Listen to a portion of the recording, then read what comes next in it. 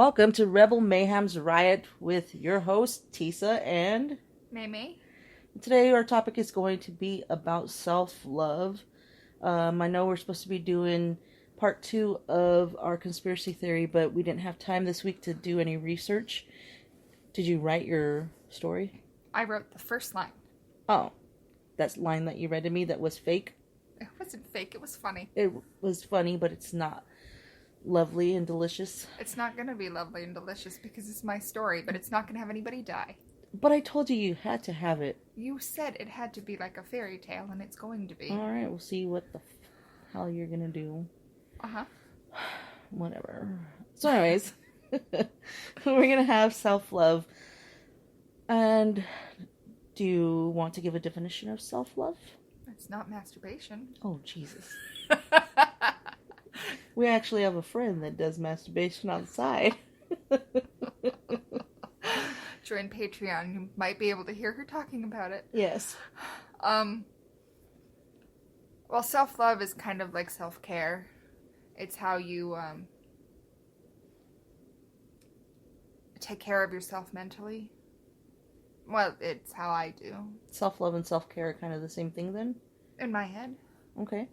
Okay, so self-care, self-love, basically meaning loving yourself and taking care of yourself to the point where you are okay, mentally, emotionally, the way that you look, because sometimes people don't have self-care with the way that they look. Like, they just let themselves be all raggedy, and if you look raggedy, you'll feel raggedy. Mm-hmm. So it's not necessarily something that you're going to ever be able to perfect. It's a lifelong obligation that you have to yourself, I think. Yes. It's something that you work on every day because there's always going to be issues that come up that you would need to take care of. Right? Uh-huh. People take care of it in different ways. Well, for the longest time, I loved myself, and a lot of people would tell me that I didn't love myself because I would jump into relationships really quickly with people, and they told me I didn't love myself because I would let these people treat me horribly. But I also learned as I got older and did research and tried to figure out why these relationships failed, and it turns out that I would usually start dating the same type of person over and over again. And so basically you have to change your patterns, and I was just doing the same pattern over and over again. I was dating people that needed help. I dated people that needed help like emotionally, financially, or drug addicts or alcoholics. So my dating profile is pretty sad. And also comes with those things is emotional, mental, and sexual abuse, which I have been in relationships like that and knew it. But the thing about being in a relationship with somebody and you're being manipulated, you know that you're being manipulated and you know all these things, but it's hard to get away from for some reason, because that's one of my relationships. I was with that person for 2 years, and I did love myself, but I think if I loved myself more, I wouldn't have stayed so long. And it was just she needed help, and so I stayed because she needed the help, and every time she came back with some excuse, I kept taking her back. But my mental stability was fucking horrible, and I would cry at work. I was just a fucking mess. I stopped hanging out with friends and family, and then she would say, it's not my fault that you don't hang out with these people, but it actually was, because she manipulated me, and she was jealous, and she was not a very good person. But after that relationship, I was like, I'm not going to be in another relationship like that. I need to love myself more and take care of myself. But then the next relationship that I got in, she was exactly close to the same thing, but I knew it, so I didn't get hurt that much. And it was a short relationship, thankfully. And my story's not about my dating relationships. I was raised around a lot of guilt and shame for everything that I did. Everything that I did was my fault. Everything that I did, I should be ashamed over. The way that I felt about myself was not okay. The way I felt about my friends was not okay. The way that the people that I chose to hang out with and chose to love and care about, well, not necessarily chose, but I wanted to hang out with and I wanted to care about, was not okay. And it all came to a head this summer, and it was a slow burn, because I knew a while ago that I needed to get out of the relation, that I needed to leave the situation that I was in. But I couldn't do it because I was so used to being the shamed for who I was. I was so used to the guilt. I was so used to putting everything of myself into that relationship that I didn't even know myself. I didn't even know who I was. I didn't know anything about myself. And so it took time for me to come to the conclusion that if I wanted to be my best self, if I wanted to explore who I was authentically, I had to get out of the situation I was in. And I know I'm being vague here, and I'm trying to protect the people that I need to protect, but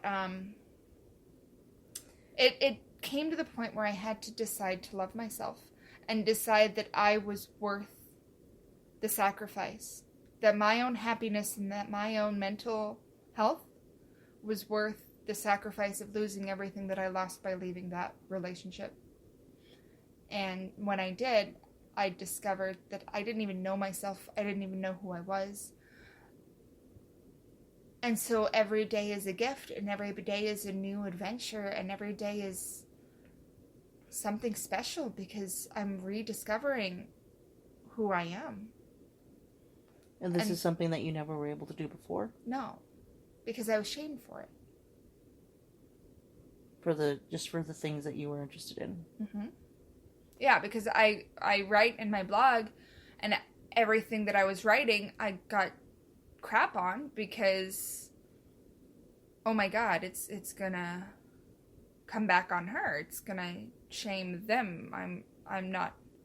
I can't say what I want to say because it's going to make somebody else feel a certain way. Yes. Okay. And I've come to the conclusion, and I'm still trying. For me, it's always a slow burn because I have to come up with these. I come across these ideas and these things that I know are true, but it takes me a while to let it merge with my psyche and become a part of who I am. And so one of the things that I've been struggling with recently is what other people say about me and what other people think about me is none of my business. It's none of my concern. It's not something that I should care about, because what matters is what I think of me and amen. And how I feel about me. And that is the truth, because if you're really living your best self, if you're really being the best person that you can be, then you're going to make the right choices for you, and you're going to be a good person. And who cares what anybody else might think about that?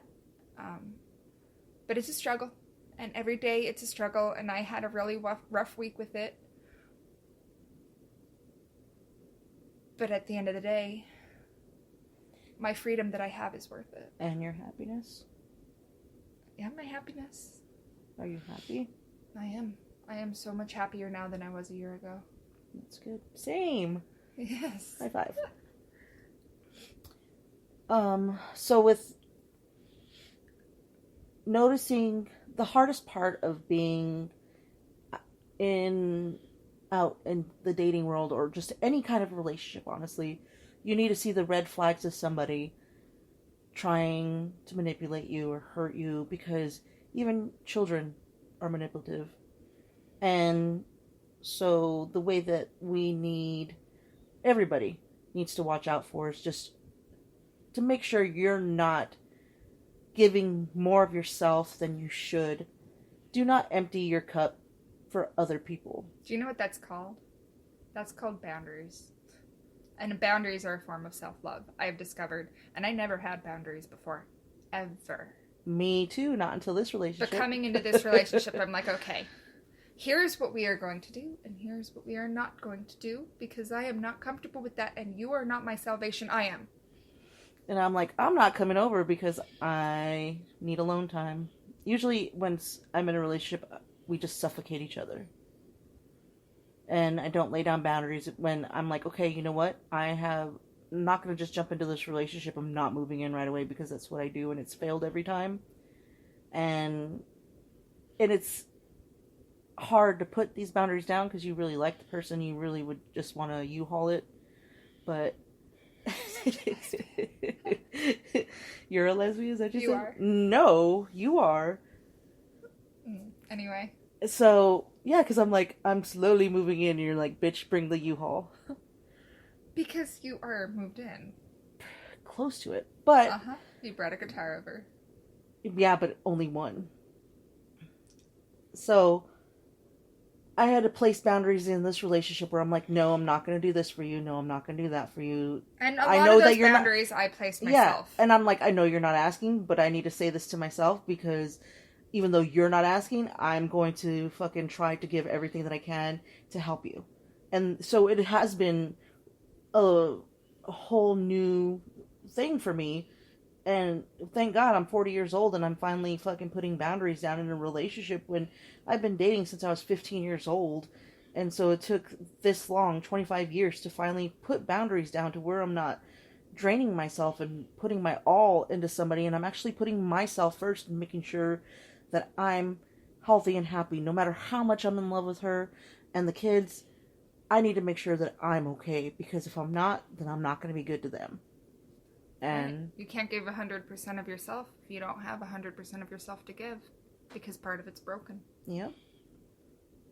And I'm the total type of person that always works on herself, always had a journal, always was doing something, was always doing something to fix myself and make myself better. And if I was in a relationship with somebody and they'd be like, well, you are showing bad behavior, this behavior is not very good, I would fix it right then and there, because I would think about it and be like, okay, this behavior is damaging and it isn't a very healthy thing, so I will fix it.